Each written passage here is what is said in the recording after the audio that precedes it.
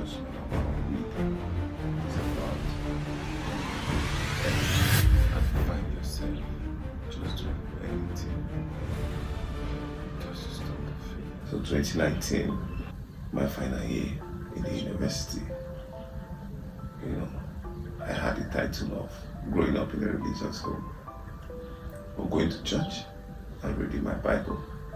Nah, I didn't believe in that. But here's the thing. When I hit rock bottom, or when I feel helpless, I'll cry out to God, and He'll come through every time. And as soon as He comes through, I'm back to my old habits. I don't care anymore. So I finished my final year exams, and the only thing standing between me and my graduation was my project. So here's why I thought I was smart. So that's how I invested my school fees with a friend that I trusted. He was doing forex. So at first, he was working. I even got to get a new phone from it. That phone became my lifeline, because I didn't have like laptop to use for my projects and all that. So I used my phone for my corrections. I used my phone to send my emails, my project corrections to my supervisor, and my supervisor, God bless that man. He really made it work for me, because I didn't have, system to do it. So, because of the email that he said we should use to send it, it was so much more convenient for me.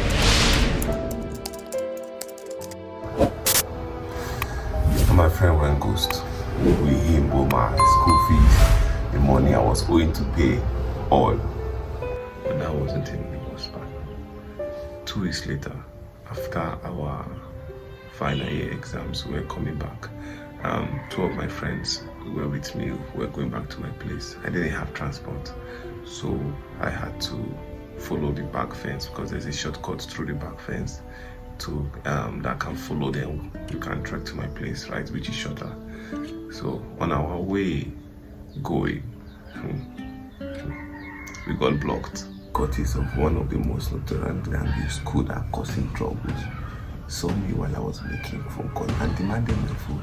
It was the only one. I said I refused, though I didn't agree. The guy came close and was like, trying my phone. It was like, ah. So it was me, my friends, and them.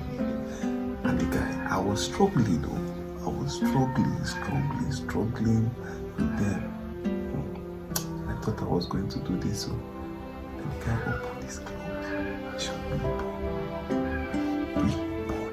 the ball. God have mercy upon us. I love my life, so nobody told me to just let one voice in my head just be like, let it go. As I left it. So I did beg him. When he have collected the phone, I said, show me the weapon. He refused to release it though. He refused to release it because I was dragging with him, so he was mad. I was furious and just started walking away through a particular room. So I followed him. I was begging, okay. Now my phone was just barely 3 months old. I was begging him that he should please.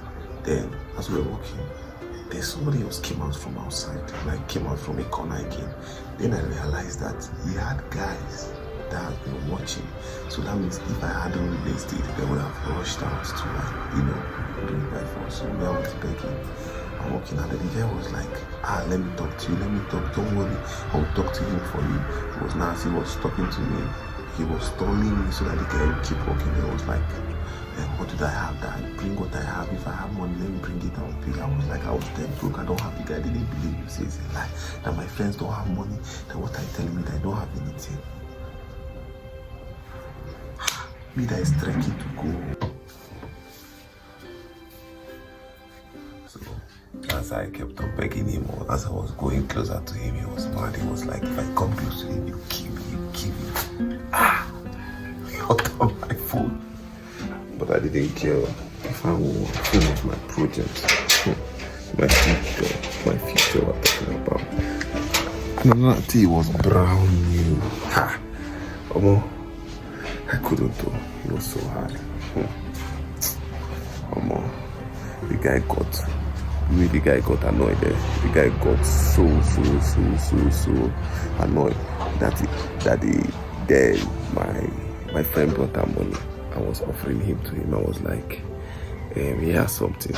The guy was like, even more pissed. That's why you had money since and you didn't bring it out.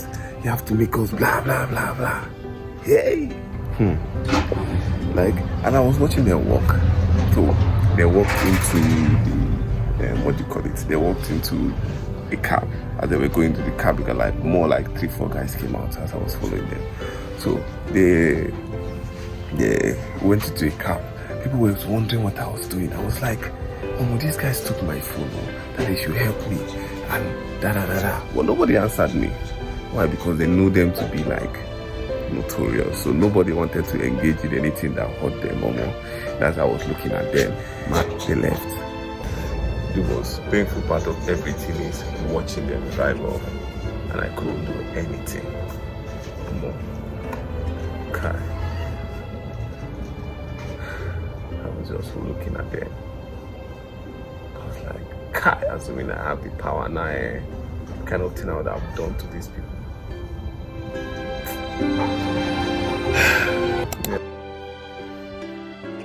So that's how I went home without the phone. Then slowly, depression started setting in. First, the money that I invested in forex was gone. My phone was gone. My project and my correction that's in my phone was gone. So for days, almost a week plus, I couldn't go to school. So when I finally did, thank God for my supervisor. I explained everything to him. He understood. So he gave me time to put myself together and do what I can. Then it wasn't easy. I was able to. Thank God that I had a project partner that were doing the same thing, so that I was able to put myself together again. Then communicating if I wanted to make calls, like let's say I'm in A's place, I want to meet B, right? I had a notepad that I write down numbers. If I meet people that need numbers, I'll write it down. Then if I'm here, then I'll use this person's phone to call. Tell the person I'm going to meet that I'm coming to meet you. Then I'll go and tell them I don't have phone. So that's how I was surviving. I was like months, no phone, nothing, no speech. All this while in my head, I had this thought of revenging, like cultists guys, I'll kill them, I'll this, I'll that. But none of it happened, none. I was just really angry. I was pissed. I was just messed up. During the time that all of this was happening, right, we had this guy that was staying with us. He was actually running. He's a cultist, so they have all these when they have their issues, like rivals. So he was staying with us. I knew him, so he was hiding out in our place because our place was a bit not close to the area where that was happening. So like every 4 a.m., 5 a.m., sometimes 3 a.m., he'll wake up early in the morning to like smoke. The way he smokes is he smokes weed and cigarette. Like he'll smoke the weed, smoke the cigarette, smoke the weed, smoke the cigarette. He was doing it simultaneously every morning when like he would stay with us, right? That was his morning routine most times. As I joined him, I was losing my mind. Like I was going crazy.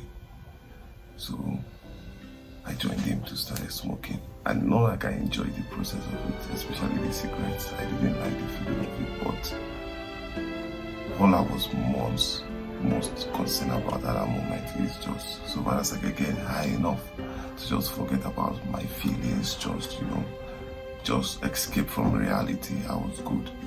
That was all I cared about at that moment. Just get high to forget reality, to just escape from the pain and the distress and the frustration I was feeling at that moment. That's how my addiction started. I just started smoking to escape reality, like back to back from morning till night, because I was going insane. And I used that as a mechanism to help me cope during that situation. And my addiction just started from that point. I was able to manage. did my defense. When I had carryovers and I was going to school, and I had an addiction that I couldn't shake. If you're watching this and you're using something, weed, cigarettes, alcohol, drugs, to escape reality, I get it. You're not running away because you are weak. You're running away because you are in pain. And nobody seems to see it or care enough to ask. I get it. I'm not here to judge you. I'm not here to say, just stop. Because we know that it's not that simple. But what I want you to know is, the thing you are using to escape is not the answer.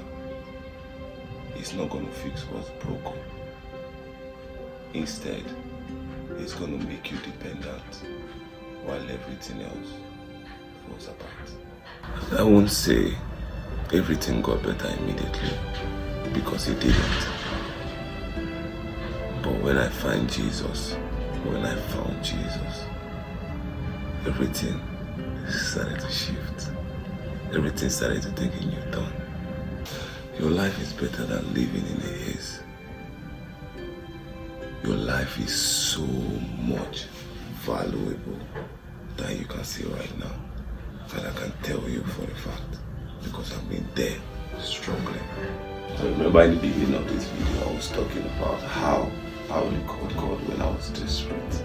Or I reached out to Jesus when final rock bottom and there's nothing I can do. But guess what? Jesus saved me. Like he has been waiting for me. He has been waiting for me to stretch for my hand and call out to him and reach out to him. He has always been there watching. He has been listening. He has been reaching out. And one thing I can say is, once you reach out to God, he will always come through, even when we feel we don't deserve it. There's so many times God has come through when I knew that I didn't deserve it. So where we are or what we do is not going to condemn us, but instead it's going to welcome us and embrace us back to his presence. God is an amazing God. Like that still, till tomorrow is still like with everything, you are still there, reaching out and calling us. In fact, the people that are most broken are the people that he loves, are the people that he's calling out to more. He wants to come close to him. He's always faithful. Always. This is just part one of my story. There is more. And if you are struggling right now and you are right here, do leave a comment. You don't have to say what it is. Just let me know you are here.